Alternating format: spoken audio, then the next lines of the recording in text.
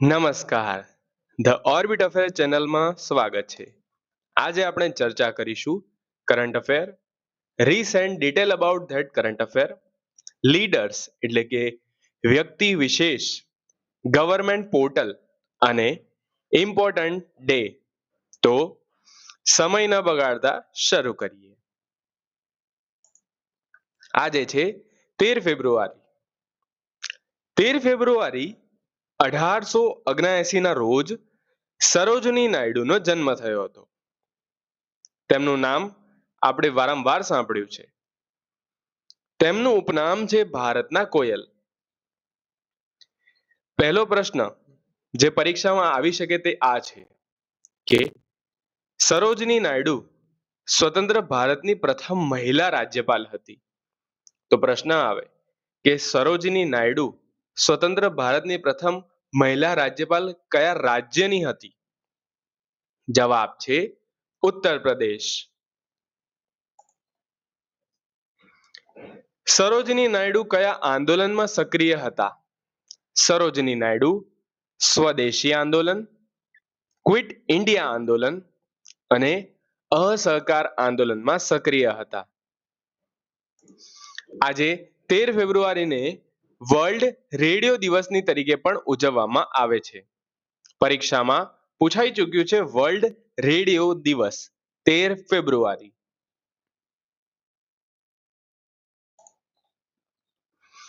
ભારતનો પ્રથમ musical road કયા શહેરમાં બનાવાયો છે?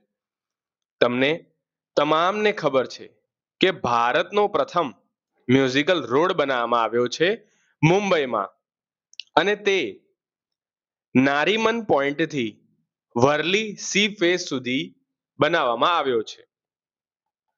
યાદ રાખજો, નારીમન પોઈન્ટથી વર્લી સી ફેસ મુંબઈમાં. મુંબઈ તો તમામને ખબર હશે પણ આ જગ્યાનું નામ નહીં ખબર હોય, યાદ રાખજો. ભારતમાં સૌથી વધુ ઊન ઉત્પાદન કરતું રાજ્ય કયું બન્યું છે? તે બન્યું છે રાજસ્થાન. ભારતમાં સૌથી વધુ ઊન ઉત્પાદન કરતું રાજ્ય બન્યું છે રાજસ્થાન. હાલમાં રાજસ્થાનના કુંભલગઢ અભયારણ્યને ઇકો સેન્સિટિવ ઝોન જાહેર કરવામાં આવ્યું છે. રાજસ્થાને ક્ષેત્રીય એઆઈ અસર સંમેલનની યજમાની કરી છે. રાજસ્થાને ચિકિત્સા શિક્ષણ માટે ઈ સ્વાસ્થ્ય સંવાદ શરૂ કર્યો છે. 3 માહિતી રિસેન્ટ છે, યાદ રાખજો, પરીક્ષામાં આવી શકે છે. કઈ રાજ્ય સરકારે લખપતિ બેટી યોજના શરૂ કરી છે? દિલ્હી સરકારે લખપતિ બેટી યોજના શરૂ કરી છે. હાલમાં કરપ્શન પરસેપ્શન ઇન્ડેક્સ બહાર પાડવામાં આવ્યો છે અને તેમાં ટ્રાન્સપરન્સી ઇન્ટરનેશનલના ભ્રષ્ટાચારના સૂચકાંકમાં પ્રથમ ક્રમે કોણ આવ્યું છે? ડેનમાર્ક આવ્યું છે. યાદ રાખજો, પહેલા ક્રમે આવવાનો મતલબ છે કે સૌથી ઓછો ભ્રષ્ટાચાર. ડેનમાર્કનો 89મો સ્કોર છે, જે છેલ્લા 8 વર્ષથી પ્રથમ સ્થાન પર છે. એટલે કે છેલ્લા 8 વર્ષથી ડેનમાર્કમાં ભ્રષ્ટાચાર સૌથી ઓછો થાય છે અને તે પ્રથમ સ્થાને છે. બીજા સ્થાને છે ફિનલેન્ડ અને ત્રીજા સ્થાને છે સિંગાપોર. યાદ રાખજો, ટ્રાન્સપરન્સી ઇન્ટરનેશનલના ભ્રષ્ટાચાર ધારણા સૂચકાંકમાં પ્રથમ ક્રમે ડેનમાર્ક આવ્યું છે. છેલ્લા 8 વર્ષથી પ્રથમ સ્થાને જ આવે છે. હાલમાં road to AI impact summit 2026 કાર્યક્રમ કયા શહેરમાં યોજાયો હતો? તે દુબઈમાં યોજાયો હતો. Road to AI impact summit Dubai. Bharat અને કયા દેશે સ્થાનિક મુદ્રામાં દ્વિપક્ષીય વેપાર વધારવા માટે સહમતિ દર્શાવી છે? મલેશિયા. યાદ રાખજો, અત્યારે જે બી વેપાર થાય છે તે ડોલર્સમાં થાય છે અને તેના લીધે અમેરિકાને વધારે ફાયદો થાય છે. તેથી ભારત અને મલેશિયા હવે દ્વિપક્ષીય વેપાર કરશે સ્થાનિક મુદ્રામાં એટલે આપણી કરન્સીમાં.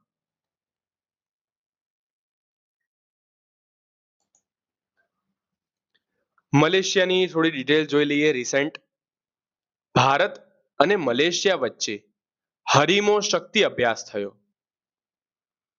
આસિયાન સમિટ 2025 મલેશિયામાં થઈ હતી.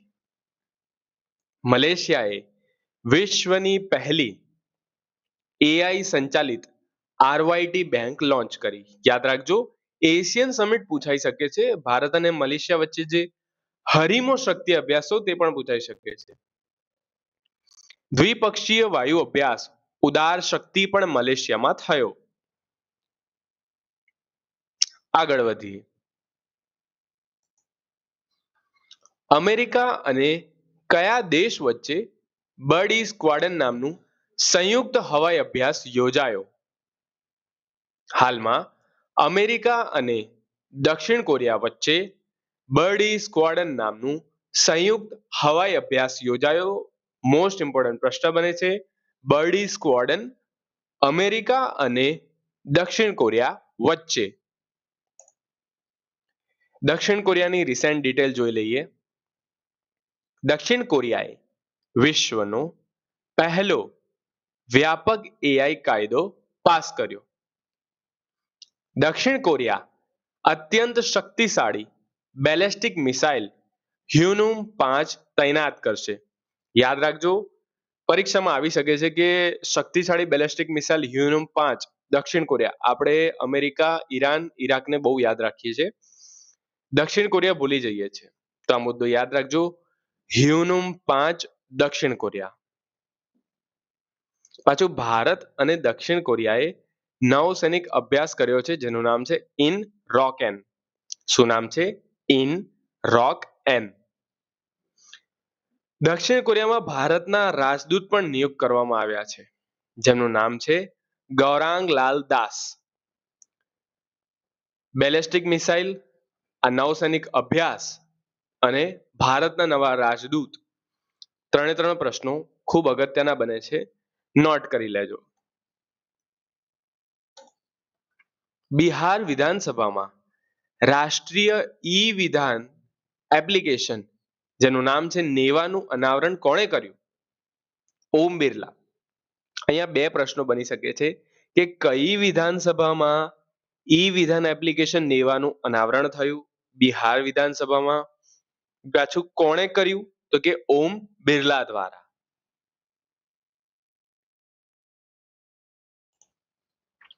એ માટી કથા કહે અને બક્ષી જગબંધુ ધ ગ્રેટ કમાન્ડર પુસ્તક કોણે લખ્યું છે? તે લખ્યું છે વિશ્વભૂષણ હરિચંદને. યાદ રાખજો, એ માટી કથા કહે અને બક્ષી જગબંધુ ધ ગ્રેટ કમાન્ડર પુસ્તક લખનાર છે વિશ્વભૂષણ હરિચંદન.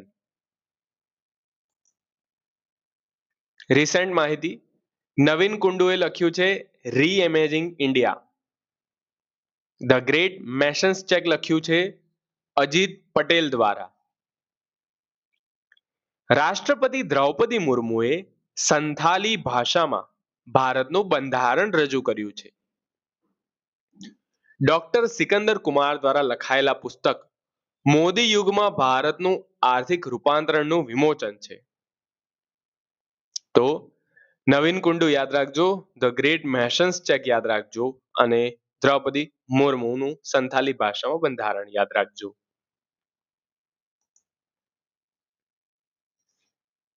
લિરીથેમિસ કેરલાન્સિસ નામની ડ્રેગન ફ્લાય પ્રજાતિ કયા રાજ્યમાં શોધાય છે? આજકાલ આ ટાઈપના પ્રશ્નો બહુ આવે છે કે નવી જાતિ શોધાઈ હોય, પ્રજાતિ શોધાઈ હોય તો તે પૂછી લે.